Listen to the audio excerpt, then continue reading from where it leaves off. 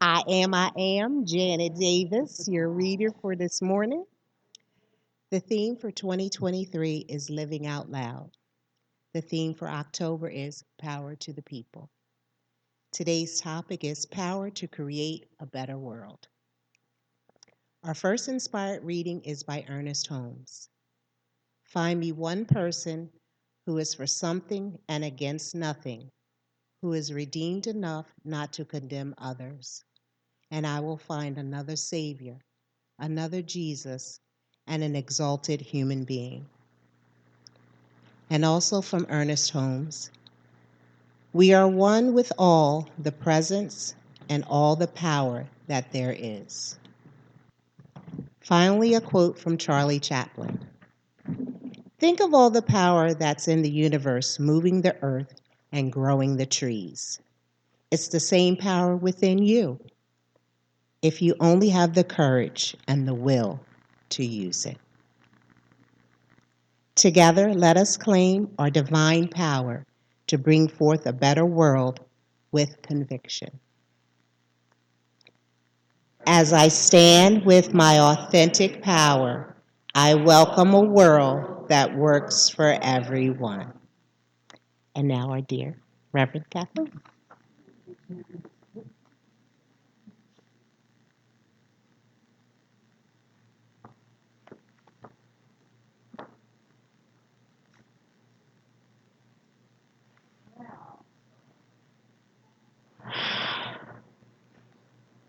All power. Let's take that in for a moment. All the power of the universe, because that one power at the essential level of the divine is indivisible. That all power is within each and every one of us. I loved what Charlie Chaplin had to say, right? If we would just have the courage and the will to use it. So let's turn within. Close your eyes for a minute. And let's take this in. That very power of creation, the all power of the divine, is right here where I am. So just repeat that after me. I'll do it shorter. The all power of creation is that which is right here within me. Let's breathe it in.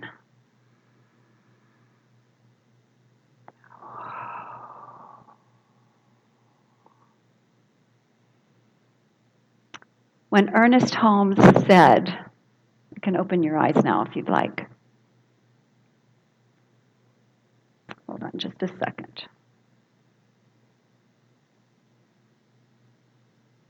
Make sure there we go. When Ernest Holmes invites us to be for something and against nothing, I'm going to take this off and let's see if that works so we don't get static.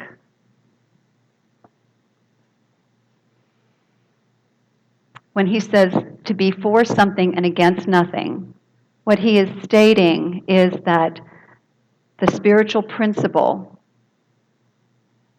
that particular spiritual principle, that which I focus on, I create. That which I focus on, I create. So what are we focusing on? That is really our work, day after day after day. Where is my focus? Is that what I want to create? So as we tune into that and realize the importance and the power of being for something, in other words, focusing on what we are for, instead of resisting and fighting that which we are against, if we do that consistently, then amazing things begin to happen in our lives. Amazing things. And that's what I've personally experienced, and that's what I invite all of us to experience, is to continually be mindful of where our minds are focused. So I ask you this question, because we're getting close to the end of the month.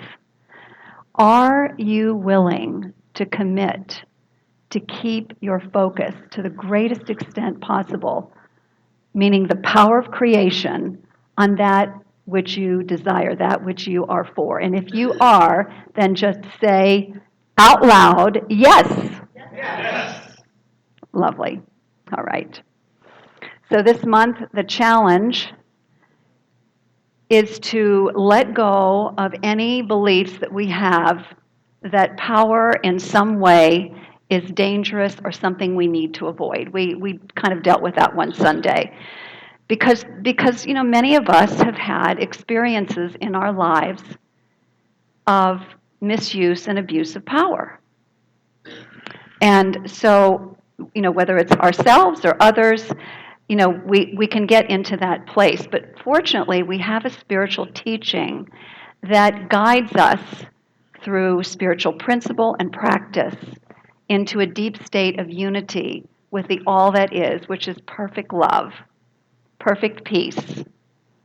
And as a result, it allows us to stand more fully in an authentic power, a power that is clean and pure and that which serves the greater good. And so we can accomplish great good if we remember, and I love that song. That song was just so perfect. If we remember that we do wield the power of the great spiritual masters of all time. And we can make an extraordinary difference day after day simply by keeping our mind aligned with that which we are for and following the guidance that we receive on what is ours to do. No matter how big or small it may look, it makes a powerful difference. So standing in our authentic power then allows us to stand strongly for the global Centers for Spiritual Living vision. So not only does our spiritual community stand for a world that works for all, our greater organization, the Centers for Spiritual Living, has that in their global vision statement. And when we are focused on a grand vision like that, this is what I notice, is that we become clear, kind, courageous, and we stay motivated despite the appearances of the world around us. That's the key, is to stay clear and focused and motivated no matter what's showing up on the news or what kind of stuff is going on in our lives. Dan and I were faced with a computer challenge this weekend and spent hours on it between the two of us trying to resolve it. It had to do with the security system on my computer, which appeared to be malfunctioning. And so I was finding myself getting all upset about it. And so I knew it was time to do some inner practice. So I have a practice of feeling the feeling fully, not trying to get rid of it, feeling the feeling fully, reaffirming who I am in truth. I am the power and presence of God individualized, the all power, the infinite power of God individualized. And I do my best to feel that. If I have to repeat it multiple times to feel that. And then what I do next is I remind myself that this is the world of effects. It's the result of beliefs, the beliefs of myself, of humanity, whatever, and it's for me. This is for me. No matter how it looks, it's for me. And in doing that, I can begin to reclaim my power from the effect and bring it back into myself so it's available for creating the good. And so even though we hadn't completely resolved it, and I know it will get resolved eventually, I returned to a state of peace and calm, and it was no longer an issue for me. So that's something that I do. And then I stand in appreciation and gratitude for the discomfort itself, which took me to a false belief that I could dismantle in that moment and reclaim my power.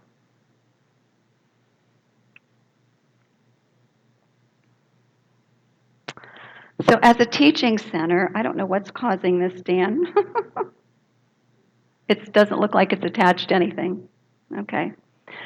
So, what is important about our spiritual teaching? We are a teaching learning center. Science of Mind is here to to show you the value of harnessing that amazing spiritual power that you have on a moment to moment and day by day purpose, and not to get upset with yourself when you get upset. You know, I have great compassion for myself, and I also understand that that's part of the journey, is having things show up in my life that trigger me, whatever the buttons are that need to be released, so that I can do the inner work and return to my strength and my power, which is love itself, which is peace itself, and compassion itself.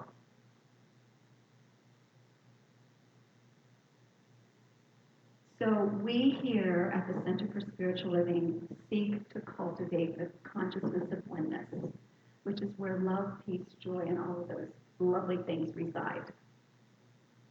We call that the consciousness of heaven. Remember, Jesus taught we seek that to seek the kingdom of God. The kingdom of God is within, and all else is added. Seek first the kingdom.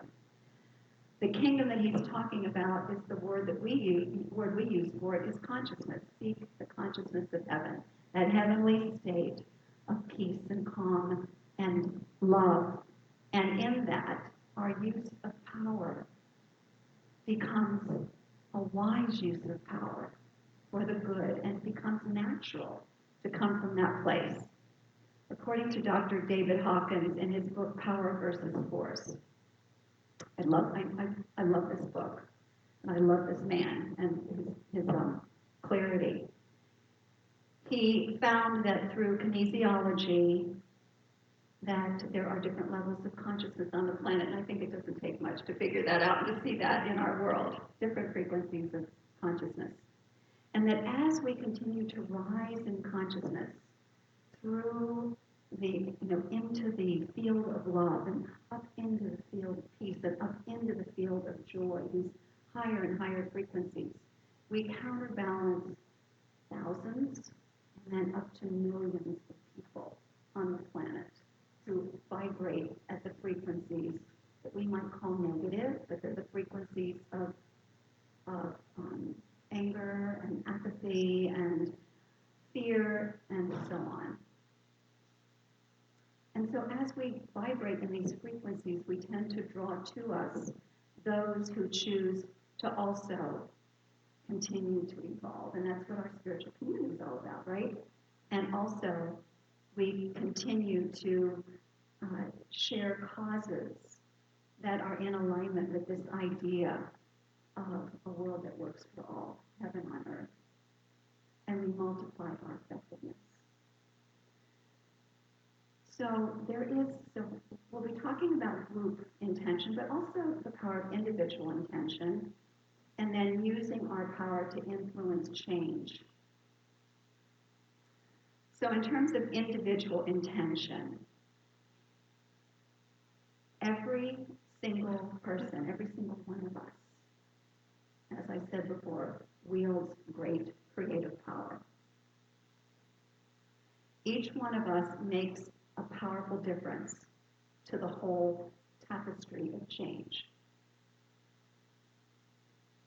So whether it's supporting organizations that inspire you and that are aligned with that vision or your values and vision, or whether it is sharing resources with others that we find are requiring some support.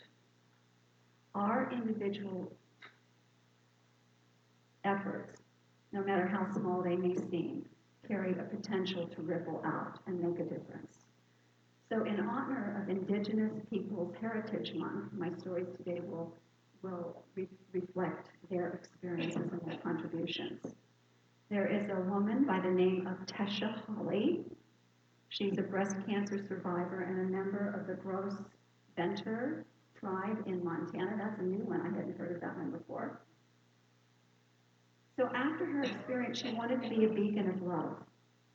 She wanted to be a beacon of hope and support for other cancer survivors. So she started a project that's called the Day Eagle Hope Project.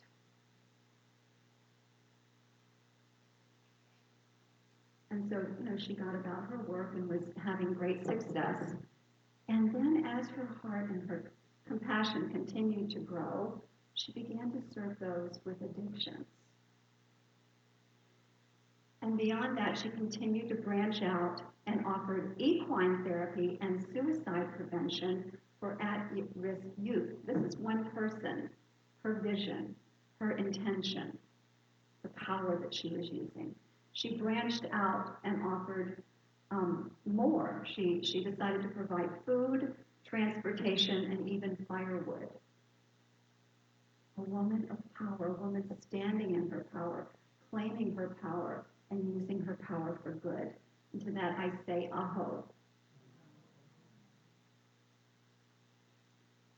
So the power of group intention. We see that taking place in our community each and every Sunday, and in our classes and in our circles.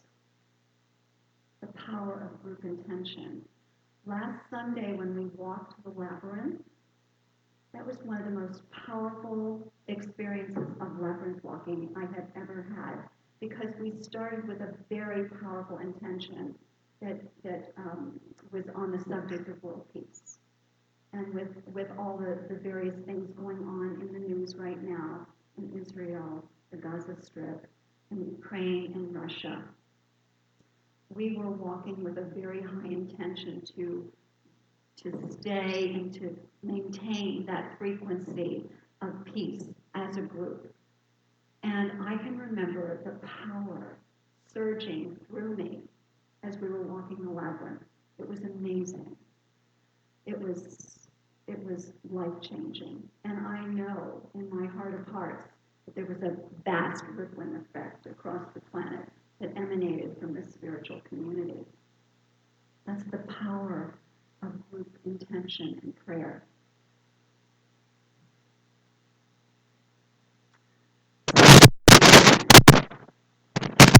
The power of the word that we use affirmatively in prayer in this spiritual community is so powerful individually. And there is something, though, that happens as a group when it's done in a group, for a group, by a group, that is amazing to me. I've had prayer partnerships over the years, and we've accomplished amazing things. Amazing things. Candace and I, when we started this community, decided to commit to a 45-day, every single day prayer to kickstart this community. It was powerful, right, Candace? Powerful. And we still continue to pray twice a week, which includes spiritual community of the world and ourselves and our prayer requests and everything. And I have other prayer partners as well, that I'm so grateful for. The work that we do when we partner with another, where two or more gathered, there in the midst of them, I am. The I am, the wholeness, the power, and the fullness. And there's an agreement that takes place that is so powerful. So prayer partnership, working with a licensed practitioner, again, very powerful. Our prayer circle that meets at the end of the service takes only a few minutes, but so powerful. The power of group intention. So I'd like to share another story. It's for and about the Lower Elwha Clallam tribe of Washington State. In 1911, this tribe was heartbroken when the vital Elwha River that was full of salmon was cut off by two dams. So over a century of common intention and common prayer, there was finally a breakthrough. And in August 2014, more than a century later, the dams were demolished. And then there was the waiting for the coho salmon. And so just recently, after waiting patiently and prayerfully, the tribe is celebrating a remarkable reunion of the coho salmon to the Elwha River. Can you imagine the joy, the gratitude? I mean, I can see the tears running in their eyes as they begin to see the coho return to the river.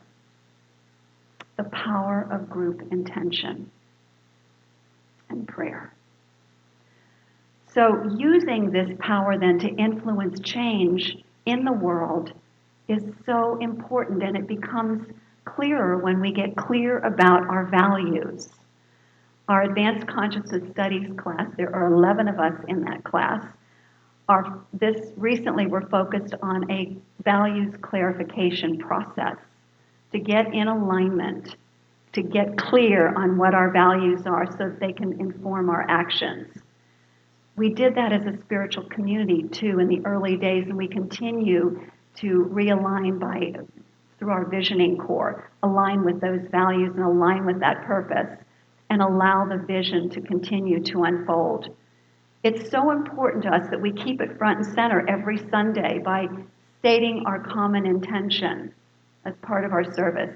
It's on our website, it's in our brochures, it's on a poster in our orange room. It is, we speak these intentions and visions at our meetings, our leadership meetings, to keep it front and center. It's so important because we have the power to influence change through these common intentions and this common focus. One of our values is prosperity of our community.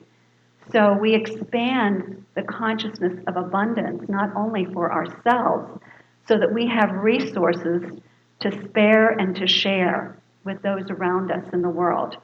Over the 13 years, we have offered our resources in the form of scholarships for the classes, the benevolent fund for our members, the food pantry, which we had at Woodmill. We've supported the good work of Water is Life Kenya, Friendship House, the food bank. We gathered stuffed animals for the Nemours Children's Hospital. And very soon we'll be gathering gifts for families through the Salvation Army's Angel Tree. And I probably have missed some things. Those are some of the things that I remember. But this community, from the very beginning, has been very engaged in sharing our abundance with others. So we have a mighty superpower to influence change, to create a world that let's go back to create a world that works for all. And we have an election year coming up, right? One of the ways we can use that power is by voting. Do not underestimate the power of every single vote. Your vote is important. And while I'm not going to influence you on who to vote for, because that's not my place, I am going to invite you to vote for your principles and your values, and to elect officials that will support that. And also, we have the power to influence, particularly in the state of Delaware, to influence our politicians and our officials through letters, through phone calls. My daughter Christy was the one who's really pushed me with that. She says, "Mom, we can really make a difference. Just write a letter. Just, make a phone call." So whatever your values are, and for our community in general, we have values like inclusivity, justice, progress, the thriving of all. Our collective voices, our individual voices that join a collective make a difference. So I'd like you right now to turn within, yawn and stretch. We have this neuroscience awareness that when we yawn and stretch, we light up our brains.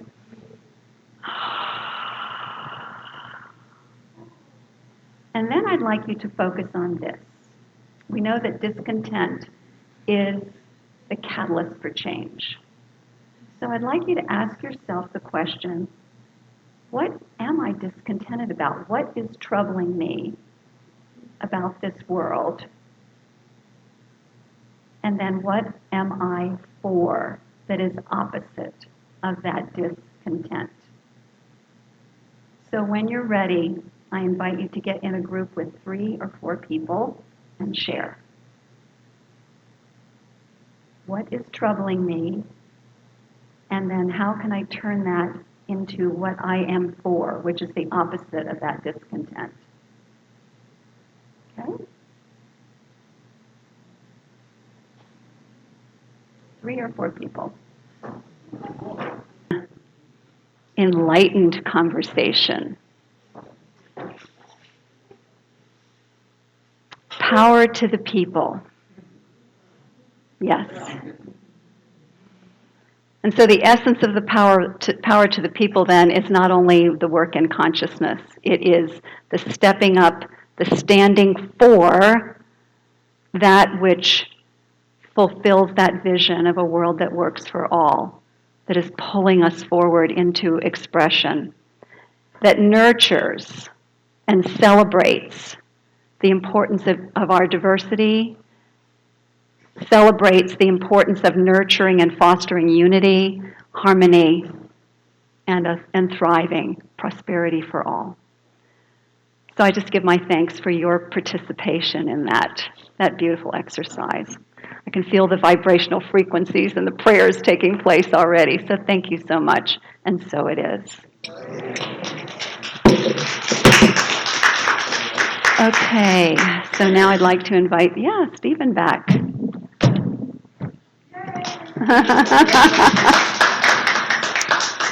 All right, here's another piece of my heart for you.